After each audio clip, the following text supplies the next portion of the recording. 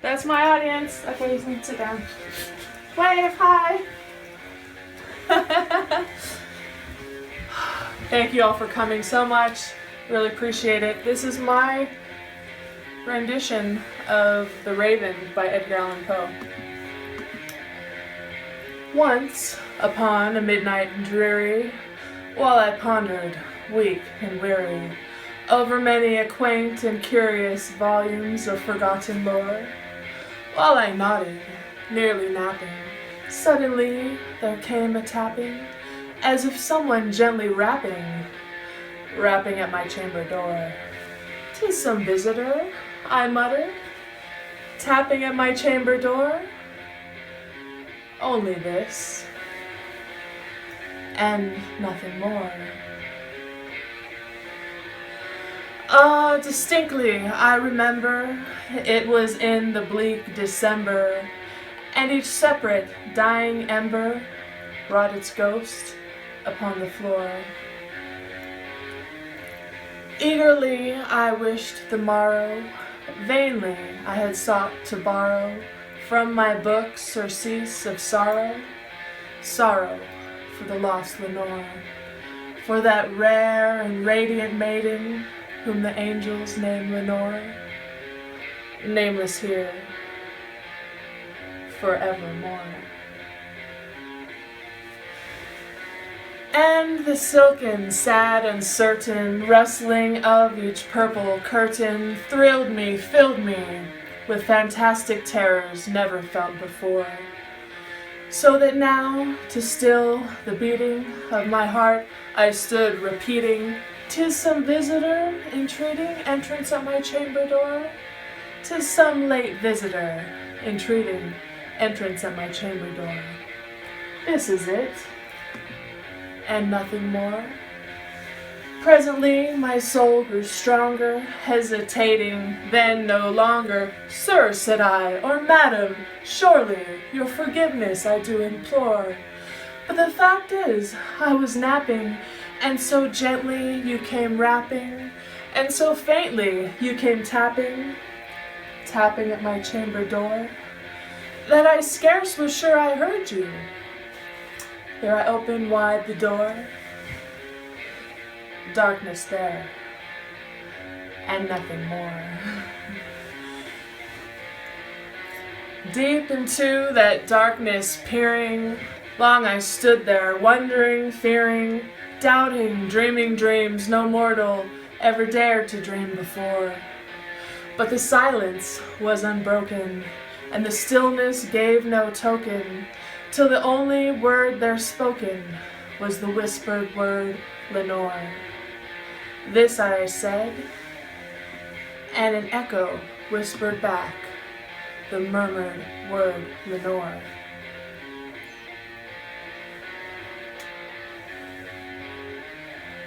This, merely this, and nothing more.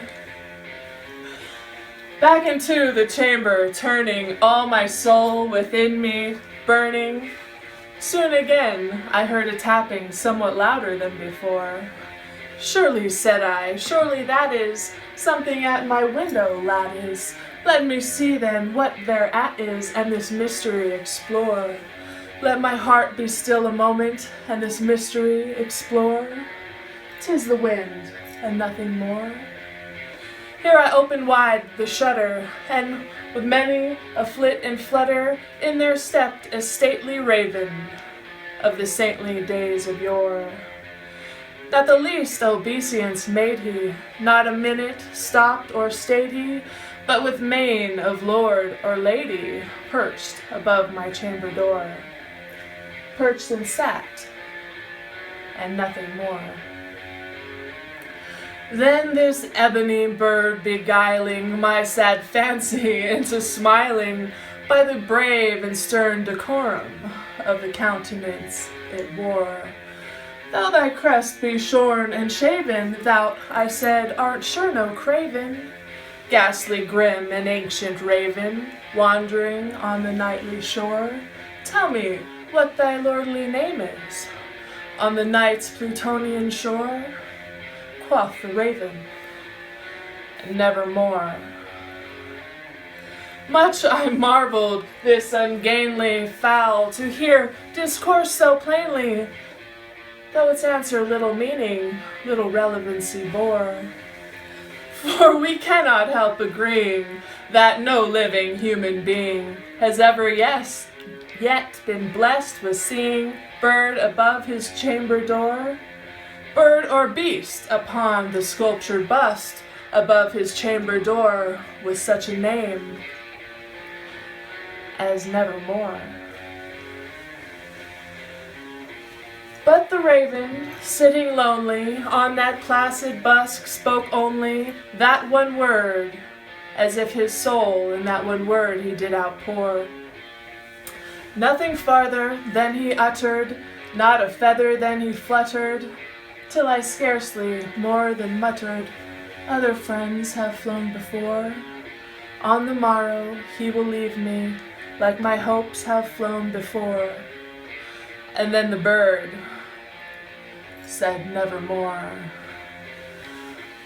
Startled at the stillness, broken by reply so aptly spoken, doubtless, said I, what it utters is its only stock and store, caught from some unhappy master.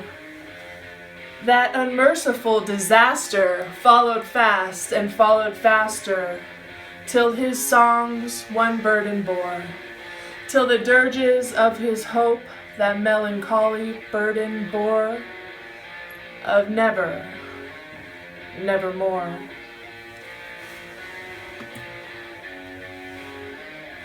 But the raven, still beguiling my sad fancy into smiling, straight I wheeled a cushioned seat in front of bird and bust and door, and then upon the velvet sinking, I betook myself to linking fancy unto fancy, thinking what that ominous bird of yore, what that grim and ghastly, gaunt, ungainly, and ominous bird of yore meant by croaking nevermore. This I sat engaged in guessing, but no syllable expressing to the fowl whose fiery eyes now burned into my bosom's core. This and more I sat divining on the velvet cushion's lining that the lamplight gloated o'er, but whose velvet violet lining with the lamplight gloating o'er she shall press nevermore.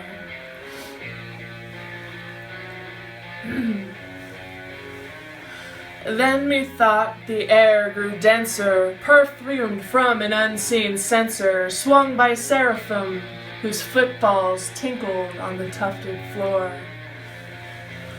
Wretch, I cried, thy God hath lent thee, by the angels he hath sent thee, respite, respite and nepenthe from the memories of Lenore. Quaff, oh quaff this kind nepenthe, and forget this lost Lenore. Quoth the raven, nevermore.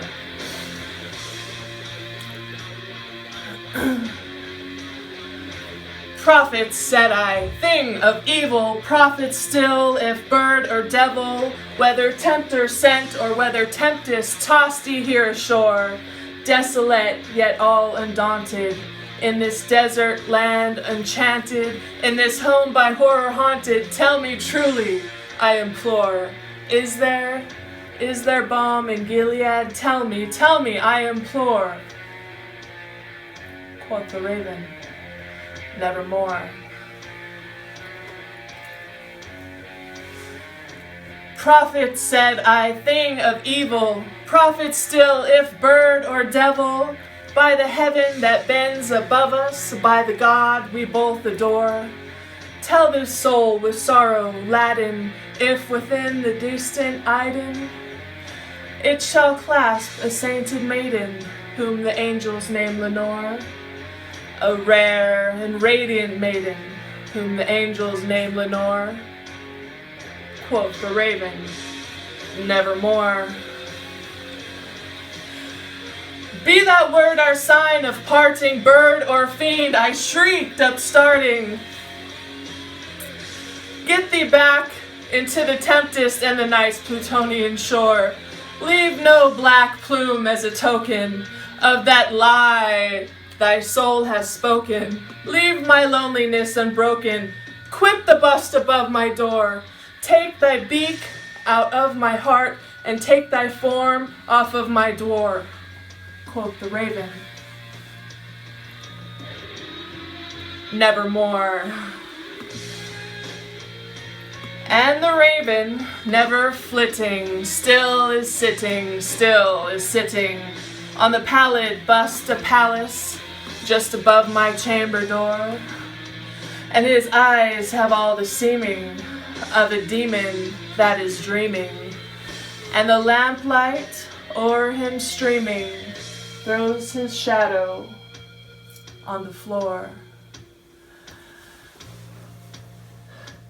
And my soul from out that shadow that lies floating on the floor shall be lifted nevermore. Thanks everyone, you guys are awesome! Yay! Yay, oh wait, everyone stand up and wave to the camera again. Thanks. Yay.